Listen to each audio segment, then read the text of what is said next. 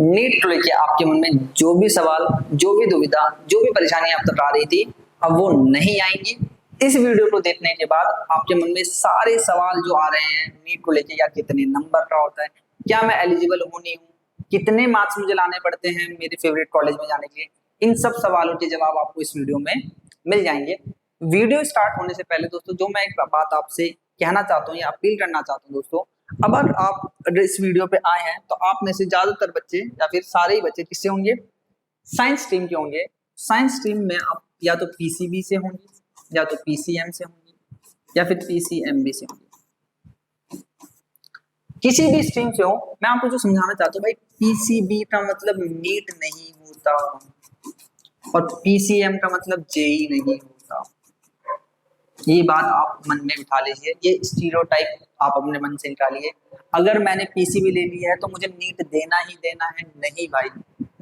आपने बायोलॉजी पढ़ी, आपका मन हो सकता है, आपने बाय चॉइस पढ़ी, आपको पसंद था बायोलॉजी पढ़ना, आपने पढ़ी, मैं बायोलॉजी पढ़ के मेरा मन है मैं नहीं लूंगा नीट। नीट जैसे एग्जाम में ऐसे ही कूद जाना सही नहीं है, ठीक है। नीट एक अच्छे लेवल का एग्जाम है, one of the toughest exam है वर्ल्ड में।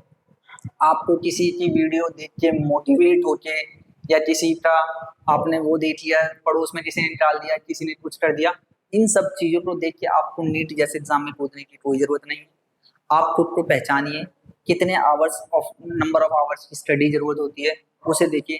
क्या आप उतना बैठ पाते हैं, क्या आपके स्कोर उस हिसाब से रहे हैं थ्रू आउट द ईयर, क्या आपकी परफॉर्मेंस उस हिसाब से रही है। आप अपने आप से सच बोलिए, अगर आप कर सकते हैं तभी ऐसे एग्जाम में पार्ट लेना सही है, अदरवाइज नहीं है। कोचिंग इंस्टीट्यूट या किसी और के कहने के दबाव में आप किसी भी एग्जाम में आपको नहीं कूदना चाहिए। आप अपने आप को पहले चेक कीजिए, क्या आप तैयार हैं मेंटली और फिजिकली इस एग्जाम को टैकल करने हैं। अगर आप तैयार हैं तभी आपको ऐसे एग्जाम में पार्ट लेना चाहिए, अदरवाइज किसी के भी दबाव में आके, किसी भी प्रेशर में आके ऐसे एग्जाम में पार्ट नहीं लेना चाहिए। ये मेरी पर्सनल राय है आपको, ठीक है। फिलहाल जिस मुद्दे के लिए वीडियो बनी है उसके लिए उस पर बात करते हैं, और अगर आप नीट देना चाहते हैं तो कैसे कैसे क्या क्राइटेरिया रहता है इस पे बात करते हैं। चलिए देखते हैं, पूरी जानकारी आपको मिलेगी इसमें। सबसे पहले है कि भाई नीट होता क्या है। तो नीट एक प्री मेडिकल टेस्ट है। प्री मेडिकल टेस्ट जो पहले के जमाने में इंडिया में किस नाम से जाना जाता था, All India Pre Medical Test के नाम से। फिलहाल इसका नाम क्या है, नीट। नीट बोले तो नेशनल एलिजिबल एंट्रेंस टेस्ट। इस टेस्ट से आपको कॉलेज दिया जाता है, कौन सा, कोई भी कॉलेज इंडिया में, और एमबीबीएस और बीडीएस। एमबीबीएस डिग्री का नाम होता है, बीडीएस में डिग्री का नाम होता है। ध्यान सुनिए, आप नीट का एग्जाम, ये एंट्रेंस एग्जाम है, आपने क्लियर किया, आपको एक कॉलेज मिलेगा, उस कॉलेज में आपको पढ़ाई करनी पड़ती है, पढ़ाई पूरी करने के बाद आपको डिग्री मिलती है, उस डिग्री का नाम क्या है, एमबीबीएस, ठीक है, क्लियर।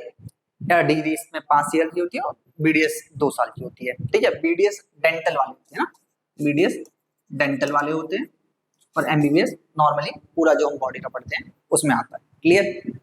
अच्छा, अब सवाल है कि भाई क्या नीट एक ऑप्शन है, तो आंसर है नहीं भाई, नीट ऑप्शन नहीं है। और भी काफी चीजें, जैसे आप यूनानी, physiotherapy, medicine surgery, naturotherapy, veterinary, nursing, AIIMS, यूनानी, फिजियोथेरेपी, ये सब ना थोड़ा योग से रिलेटेड, या हमारी आयुर्वेदा मेडिसिन, इन सब की जो स्टडी होती है ना, वो सब इस सब कैटेगरीज में आती है।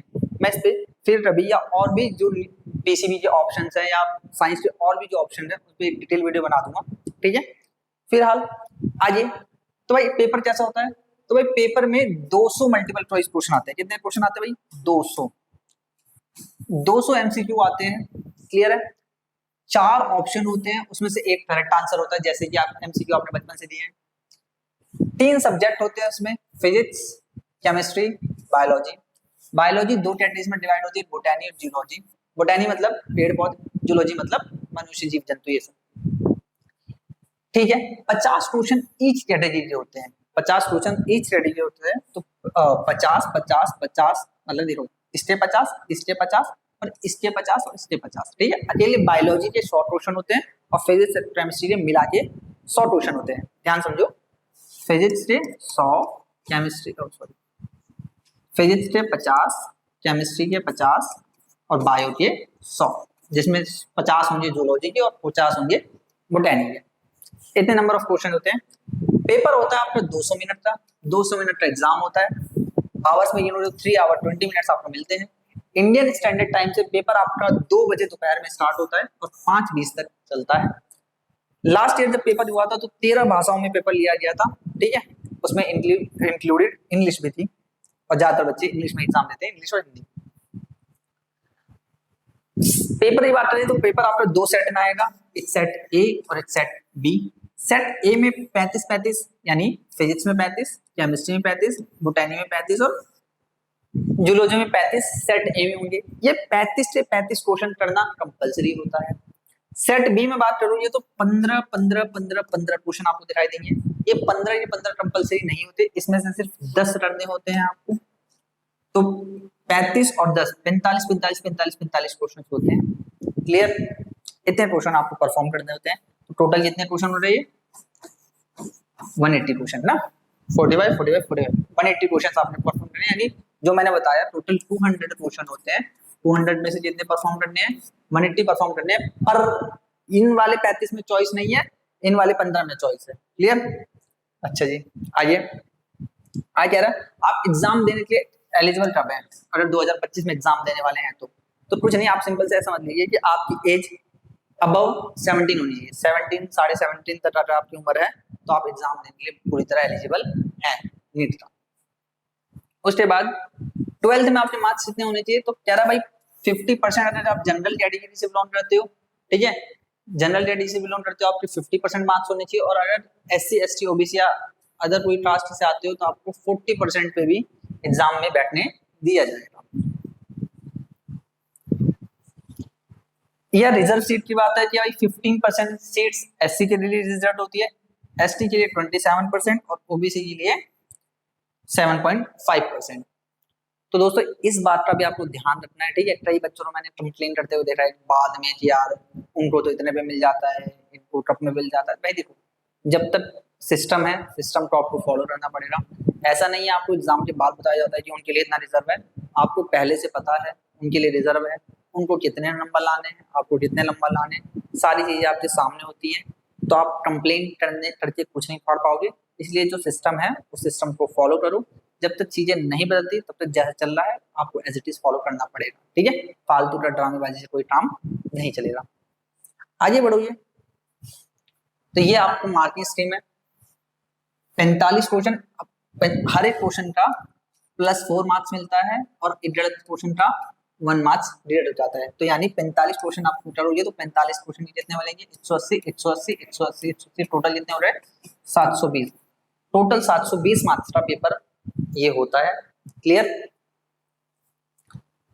इसमें देखो बता रहा है कि करेक्ट आंसर के लिए आपको +4 मिलते हैं और एक गलत आंसर के लिए -1 कम हो जाता है। जैसे कि अभी आपने देखा होगा जब एग्जाम नीट का एग्जाम लीक हुआ, इस सब पे चर्चा कर ली थी, सारे टीचर यही बोल रहे थे कि किसी भी बंदे के या तो 720 आते हैं या तो 715 आते हैं, 719 तो आ ही नहीं सकते। 719 कैसे नहीं आ सकते? मान लो उसने सारे के सारे क्वेश्चन सही किए तो 720 आएंगे?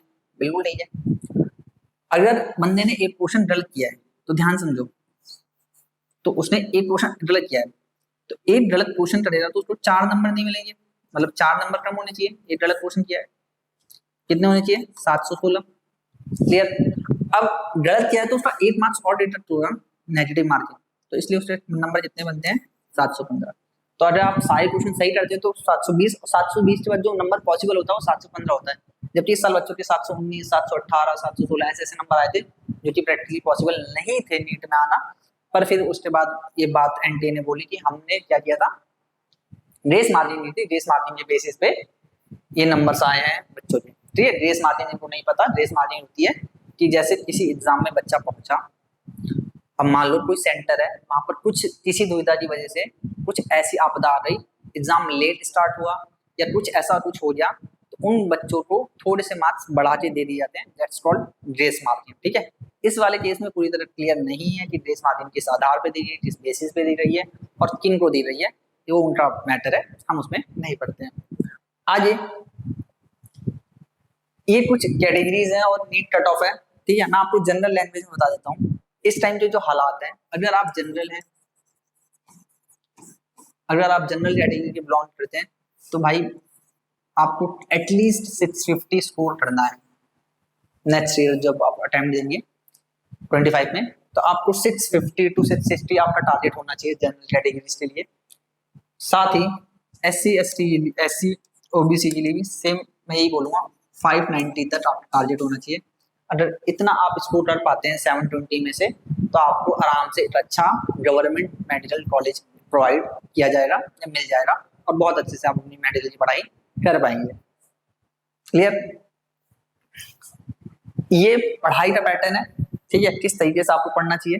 फिलहाल मैं ये डिस्कस नहीं करने वाला हूँ, इसके लिए हम सेपरेट वीडियो बनाएंगे कि किस पैटर्न से आपको पढ़ना चाहिए, कितने आवर्स पढ़ना चाहिए, कितने आवर्स पढ़ के आप नीट निकाल सकते हो, ठीक है, कितना टाइम किसी को देना चाहिए। देखो आवर्स वाला तो फंडामेंटल होता है, कितने आवर्स पढ़ना चाहिए, फिर भी एक सर्टेन आवर होता है भाई बैठने, तो कुछ तो लिमिट होती है भाई, 4-5-6 घंटे तो एवरेज बैठना ही पड़ेगा ना। इस टर्म से मैं बात कर रहा हूँ, इस पर कभी और बात करेंगे, ठीक है। तो ये थी आपकी पूरी जानकारी नीट को लेके। अब इससे आप अंदाजा लगा लीजिए कि आपको कितने एग्जाम, मतलब कैसा एग्जाम कब होगा, कितने नंबर आपको लाने हैं, ठीक है, आपको अंदाजा लग गया होगा अगर आप एलिजिबल हैं कि नहीं है। और सबसे इंपॉर्टेंट जो मैंने आपको स्टार्टिंग में बताई कि ऐसे ही एग्जाम में नहीं कूदना है, अपने माइंड सेट को अच्छे से बना के, सबसे किसी भी कॉम्पिटिटिव एग्जाम में दोस्तों सबसे जरूरी होता है माइंड सेट। अगर आपका माइंड सेट वीक है तो आपको हर 2 दिन पे ऐसा लगेगा कि यार मेरा नहीं होगा, मेरा नहीं होगा, मेरा नहीं होगा। नहीं, आपको सबसे पहले अपना माइंड सेट क्लियर करना होगा कि नीट करने की चॉइस आपकी होनी चाहिए, किसी और की नहीं।